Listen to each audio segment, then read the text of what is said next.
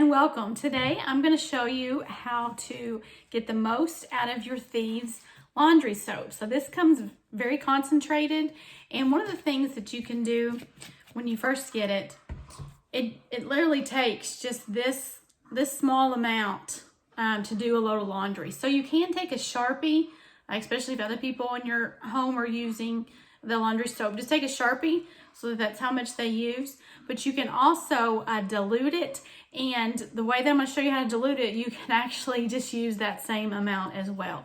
So what you're going to do, if you don't have an empty bottle of this, then just get a mason jar and pour half of this in a mason jar. And so we're going to turn one of these into two.